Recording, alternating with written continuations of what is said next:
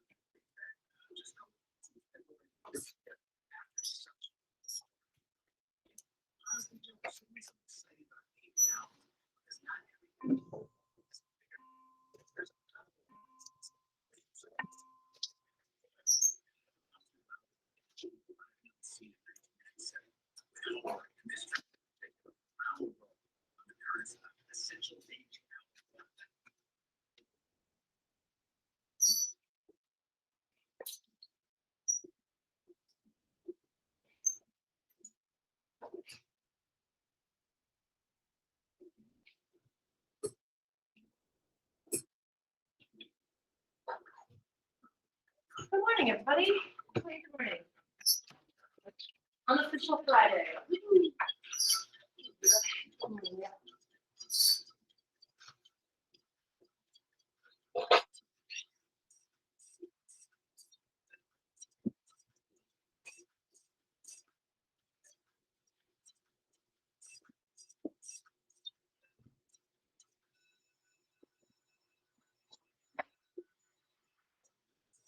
There's the bell. Please put down any chairs that are still up on the table near you. Ooh. Muchas gracias. Take every single chair on that table over there. All right, we got Meredith, Reese, Raina, Leah, Jada, Isabella, AJ. No on yet. We've got JJ, Davis, yeah. We've got Don James.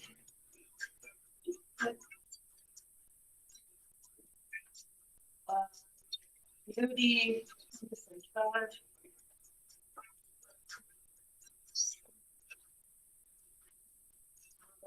Sarah, Soraya.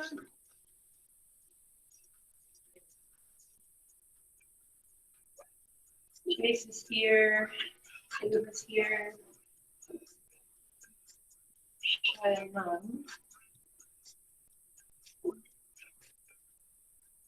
Hey James, could you lift the lid on that mixer, please, to shut it off? As soon as you lift it up all the way, it'll turn on. There. Thank you. All right, good morning. It's our last day in person for the week, and so our goal for today is to try and finish the raku lidded jar today. So for those of us in person, that's what we're going to aim to do. People at home, that's what you'll aim to do as well, although you, of course, have access to your clay tomorrow, so you could finish it tomorrow. The due date for this is Monday, so we can do any last finishing touches that we want to do on Monday. But we're going to try to finish it today because, of course, it has 3 days in which it could dry out. And so it would be really nice to get the majority of it done today. So that's what I'm going to talk about. So throughout this process, I've been mentioning the big picture things, the things I'm looking for that I'm going to be grading for this unit. Today, the criteria we're going to focus on is giving your lid a flange that makes it fitted and then attaching your finial. You've made a finial already. We just have to score and slip it. Ooh, and you're going to be making raku slip today. So actually, maybe this is a good time to pause, go in your locker, pull out your 2 dry raku finials. There are cups on your table. Put a little warm water in that cup, just enough to barely cover your 2 dry raku pieces. And let's get that clay flaking right now. So I'm going to give you 2 minutes to start flaking your raku. People at home, hello. You can go slate your raku pieces now too to make your raku slip. Otherwise, you're kind of in a holding pattern for the moment. Thank you for your patience. Just enough warm water to barely cover the top of your raku finials. Hopefully they're bone dry. They'll slate better if they're bone dry.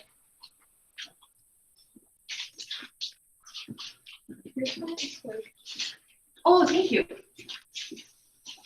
And you were gone yesterday, right? Yeah, I have my AP stuff. Okay, that's fine. So when class gets started, when I'm done talking to the online people, I can come back and show you. Okay.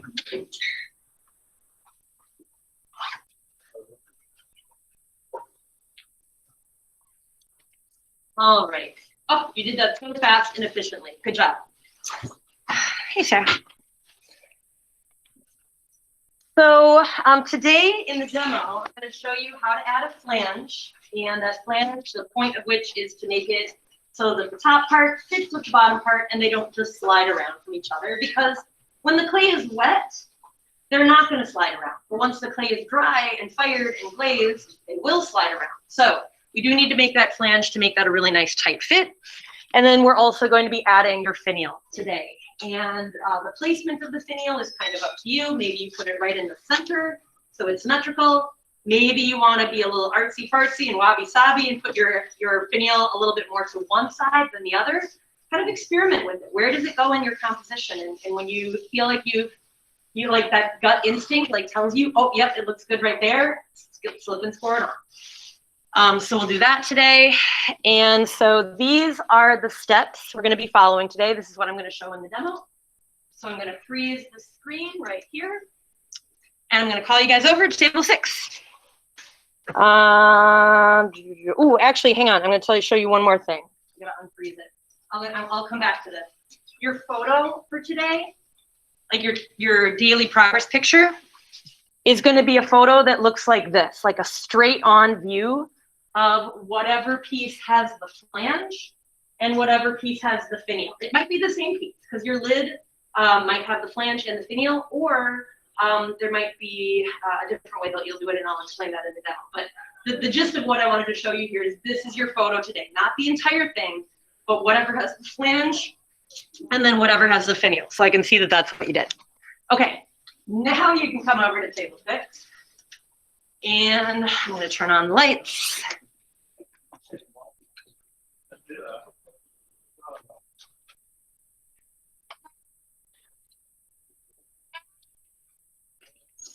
All right, get over here. This is fine motor skill work. You need to be able to see it at close range.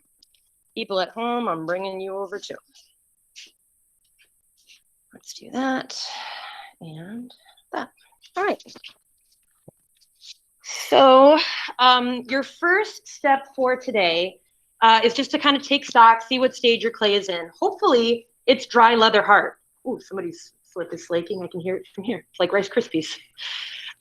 So this is definitely dry leather hard. And there are some spots that when I put them together, even when I line up the key, there are some spots that aren't fitting super well. Like they kind of got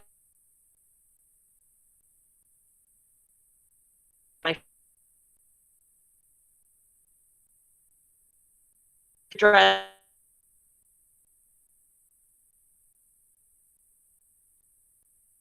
As you're walking in this morning, the clay carves away so much more easily today because it's dry leather hard. So I was just doing some fine tuning with my carving just to scoop it out a little bit more. See the little shavings come away so much more easily today now that it's dry leather hard. So I'm just trying to brush away all of those little pieces that I can. Ideally, do I have a little sponge handy? I know I'd said I don't want you to do a lot of sponging on this project because the more you sponge it, the more you're going to reveal the grit and the grog that's in the raku clay, but you will need to sponge it a little bit. So grab a little sponge, just do a little softening on the inside there, take away all the sharp spots. Honestly, if there's a little bit of a carved texture in there, it's not the end of the world. It's kind of the point of this project is that we want to see evidence of this like Kurinuki technique. So if there's a little bit of carving texture, don't worry about smoothing all of that away. Just soften the edges of it so there's nothing sharp. Okay, so there's that piece done. Then I did a little bit of my fine tuning carving on the top part too. So now I'm just gonna smooth that. And also, this is kind of skipping ahead to a step that's further down the line. I also carved some of the holes in it. And I did that with a knife. People at home, you have a plastic knife. People who are here, you have these knives. These are really versatile tools. It's got the sharp side and it's got the hooked side. So I just kind of randomly started carving into the clay to make those little spaces where either an incense cone, here I have little baby incense cones. So if you light an incense cone, and actually I made a little receptacle for my incense cone, so that would go there. And when my lid is on top, the smoke would come out those spaces. So I tried to space them out evenly. So when the smoke is coming out, it kind of, looks sort of balanced. Or if you're doing a candle, I have a little battery operated candle. I actually have a ton of these incense cones and a ton of these battery operated candles. So if anyone wants to have this, if you've made a candle holder or an incense holder, I'll totally give you one of those. So I just wanted to cut those little spaces because those also need to be done when the clay is dry leather hard, and then they need to be smoothed a little bit. So I'm just taking a sponge and just taking down the sharp spots. I don't think it says anything about a sponge up on the screen, but you should definitely use one. Like, we're not a sponge-free zone for this project, so soften everything that you can. Then you're ready to make your flange. So to do that, you need a little additional raku clay. So people at home, you should have the big wad of shavings that you should have wedged together and bagged up yesterday to be able to have a little extra clay to make your flange. People here, we have the extra bag of raku over there. And so you can just grab a new little piece of raku, and you won't need much. Like the size of less than a golf ball is what you'll need. So I'm just going to roll a coil of clay and trying to get it like relatively consistent. And then I'm just going to flatten it either with my hand or a rolling pin. You just want it to be kind of thin so it doesn't really get in the way. So this will become my flange, this flattened coil. Let me use my tool here to flatten it a little bit more, like a rolling pin. So I am going to place this flange in whatever side of my box is the smaller side. So because I'm making an incense holder, this bottom part is my smaller side. So my flange is going to get attached inside here. If you're doing a box like this, where the lid is the smaller side, then the flange would go in that. So it kind of depends on what you're making will dictate where the flange goes. So do I have slip that's happening here? Hopefully. It's taking a little bit longer than I would like. I'm going to facilitate the slippage, break it up a little bit. So I need to score and slip the area where my flange is going to be attached. So my slip has not flaked. I didn't give it enough time. So I am, some chunky slip. I am scoring that area, and there's moisture, like water, coming from the slip container. And I'm just kind of going to have to bank on the fact that it'll kind of make its own slip when that water attaches or gets on that scored area right there. Hopefully your slip will slake better than mine because you'll have a little bit more time with it. All right, so then I scored down the length of my flattened coil. That flattened coil will get slipped and scored just inside the rim of whatever is the smaller side of your box. I just ripped off the part that was extra, kind of melded it together. Okay, so there's my flange. And then on the inside, this is going to be kind of awkward to get to, especially on mine because it's a little bit of a smaller size. But on the bottom, you have to meld. So I'm using my thumb to meld the bottom of this flange into the bottom of my box. I'm melding the top part. So now it looks like that. And then, moment of truth, I'm going to put the top on, and we're going to see if it fits, if it's a fitted connection. So I still have my key there. Actually, my key hasn't gotten eliminated this entire time. Yep, it doesn't. So the flange is too big. So now comes that trial and error phase where because your flange is really nice and soft, you can pinch it and move it around. So I'm just trying to pinch it in a little bit. It's also really tall. I'm going to take some of this flange height away by taking my knife. People at home, you have that plastic knife. You can use it for that. You can also use like a kitchen knife if you want, but just make sure to ask permission before you grab something like that. Okay, now let's see if it fits. Watch it just like not fit this whole time. That would be awesome. So it's getting closer actually. Now another thing that I can do to help it fit is I can carve away more of this top part. And that actually is probably going to be an easier way for me to get it to fit. So I'm going to continue to carve inside here and smooth it.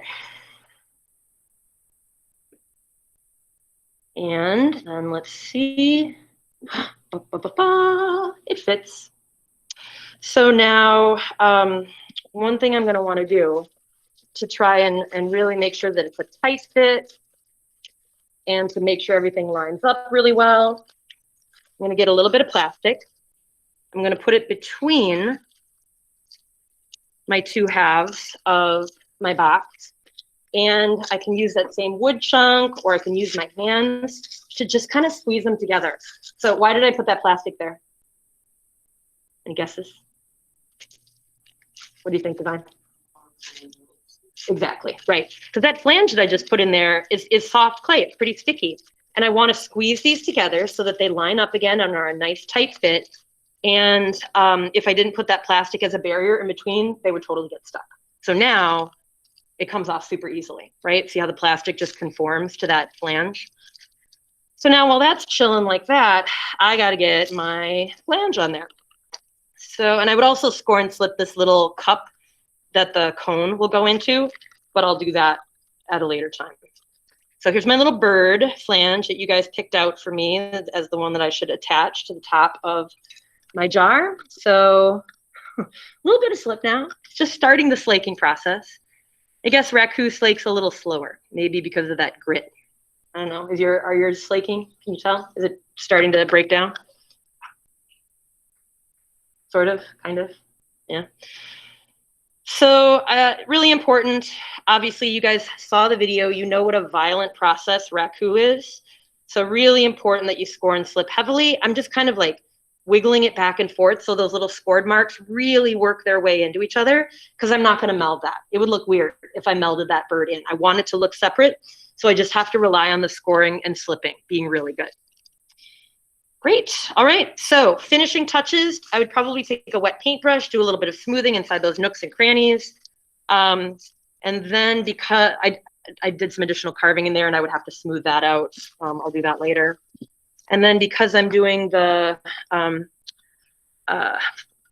what is this called? Incense cone holder, I am going to score and slip this little tiny pinch pop in there too, so that my incense cone has a place to go. Now, if you have some extra raku and you want to make something like for an extra credit thing, or you just want to have an additional thing to go in the raku firing next Friday, you can totally do that with the time that you have left if you finish early. That's what that looks like now, little cone inside. What is it? Does it say anything about the foot out there? Okay, so it does, on the screen it talks about carving a foot. I think I had you guys paddle the foot of your pieces, so you may not really have any carving to do. You probably did your carving from the inside, but do please put your name and hour on the bottom, or initials and hour on the bottom, so that it's identifiable as yours. That is something I'll grade you on. So that is your process for today. Your picture, in my case, my finial is on one of my pieces, my flange is on the other piece, so my photo will have to be of both pieces. If you just did like this, and your flange and your finial are on the same piece, just take a photo of that one piece, okay? Then we're not gonna let these 100% dry out, just in case there's any changes we wanna do over the weekend.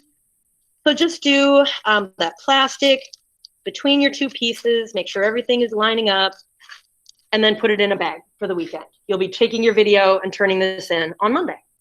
Okay. Questions on any part of that process? Okay. People who are here in person, you guys go ahead and get to work. People who are at home, hang on the line.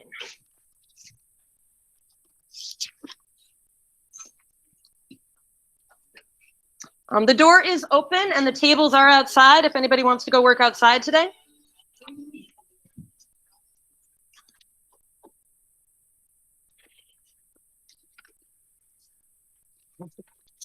Oh, nice. I'm going to stop recording.